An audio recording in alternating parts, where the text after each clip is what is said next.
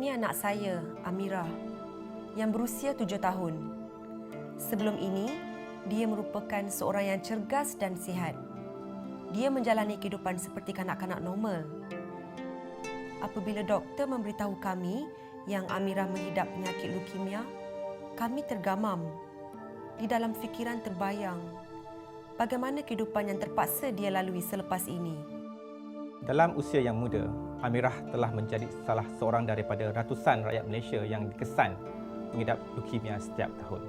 Penyakit leukemia merupakan penyakit kanser darah di mana pertumbuhan sel darah putih dalam darah dan sumsum tulang berlaku secara tidak normal.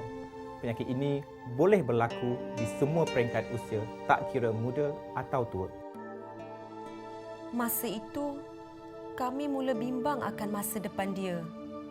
Ialah, kami tak tahu sama ada penyakit ini boleh dirawat ataupun tidak. Berapa lama masa yang dia ada untuk hidup. Macam-macam perkara yang bermain di fikiran kami. Pada waktu itu, kami betul-betul risaukan keadaan Amirah. Memandangkan Amirah tidak mempunyai adik-beradik, doktor ada memberitahu kami yang Amirah boleh diselamatkan melalui kaedah pemindahan sel stem yang diambil dari penderma sukarela. Tuhan sahaja yang tahu betapa gembiranya kami mendengar bahawa Amirah masih mempunyai peluang untuk hidup.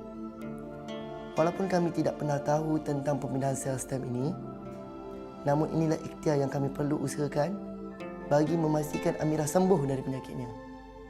Dengan adanya penderma yang sihat seperti anda, maka kami dapatlah menyelamatkan pesakit leukemia seperti Amirah.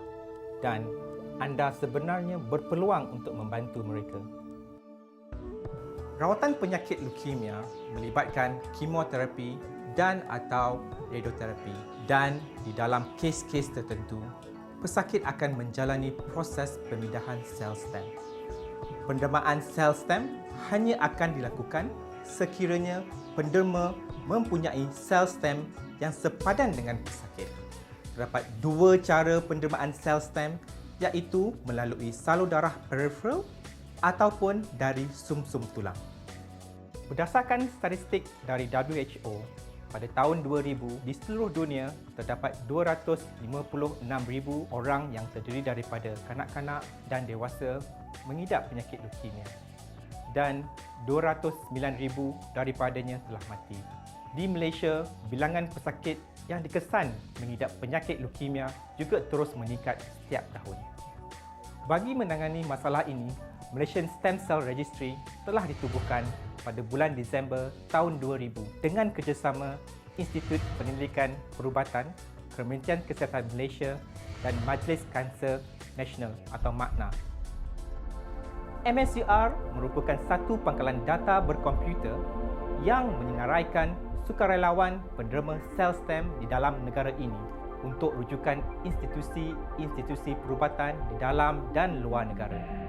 Misi penubuhannya adalah untuk mengumpul data penderma sukarela sel stem dan menyenaraikannya di dalam pangkalan data berkomputer bagi membantu pesakit-pesakit yang boleh dirawat dengan kaedah ini.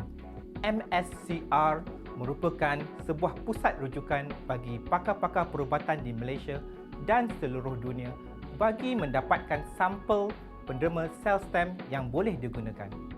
Individu yang berumur 18 tahun sehingga 50 tahun, sihat dan bebas daripada penyakit berjangkit atau kronik boleh menjadi ahli daftar MSCR. Sebelum mendaftar sebagai ahli, sesi taklimat atau penerangan berkenaan MSCR akan diberikan secara perseorangan atau berkumpulan. Setelah selesai sesi taklimat dan soal jawab berkenaan MSCR, individu yang berminat boleh mendaftar dengan MSCR dengan cara mengisi borang soal selidik kesihatan dan maklumat peribadi. Tanda tangan sukarelawan juga diperlukan. Setelah itu, 10 ml darah akan diambil untuk ujian. Ujian darah untuk penjenisan sel darah putih akan dijalankan di Institut Penyelidikan Perubatan.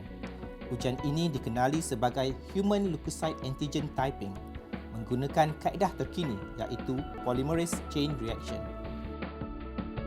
Keputusan ujian penjenisan sel darah putih dan maklumat penderma sel stem akan disimpan di dalam pangkalan data berkomputer di IMR. Di Malaysia, peningkatan bilangan penderma yang berdaftar dengan MSCR dapat dilihat setiap tahun di sekitar 1,000 sehingga 1,500 orang, dan sehingga bulan September tahun 2011, jumlah penderma MSCR adalah melebihi 18,000 orang. Namun, jumlah penderma ini masih rendah jika dibandingkan dengan populasi penduduk Malaysia, dan peluang untuk mendapat penderma yang sesuai adalah rendah. Untuk meningkatkan peluang itu, kita memerlukan sokongan orang ramai untuk mendaftar di dalam daftar MSCR. Proses pemandanan sel stem memerlukan pengenalpastian jenis protein tertentu yang terdapat di atas permukaan sel darah putih. Protein ini dikenali sebagai Human Leukocyte Antigen atau HLA. Kesepadanan sel stem berlaku apabila kesemua 6 jenis HLA didapati sama di antara pesakit dan penderma. Apabila penderma mempunyai sel stem yang sepadan dengan pesakit, darah akan diambil untuk pengesahan ujian. Selepas itu, satu sesi kaunseling dan pemeriksaan kesihatan akan dijalankan oleh pakar perubatan hematologi untuk memastikan penderma sel stem memahami keseluruhan proses pendermaan serta sihat tubuh badan. Setelah selesai kesemua proses tersebut, darah penderma akan diambil menggunakan mesin apheresis, di mana darah akan dikeluarkan dari lengan kiri untuk proses pengasingan sel stem. Komponen darah yang tidak diperlukan akan dikembalikan semula melalui lengan kanan. Setelah melalui proses pemindahan sel stem yang tidak menyakitkan, terutamanya bagi seorang kanak-kanak, Amirah kini sembuh dan boleh menjalankan kehidupan seperti biasa. Gelak tawanya yang riang kembali memenuhi ruang kehidupan kami sekeluarga. Kami sedar betapa besarnya peranan seorang penderma yang prihatin, dan kami ingin mengucapkan terima kasih kepada semua yang telah mendaftar secara sukarela untuk menjadi penderma di MSCR.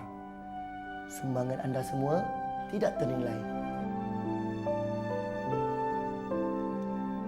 Sebagai seorang doktor, saya berharap agar rakyat Malaysia akan lebih prihatin dan menyedari akan kepentingan menderma sel stem, dan semoga selepas ini lebih ramai yang akan tampil ke hadapan dan mendaftar sebagai penderma.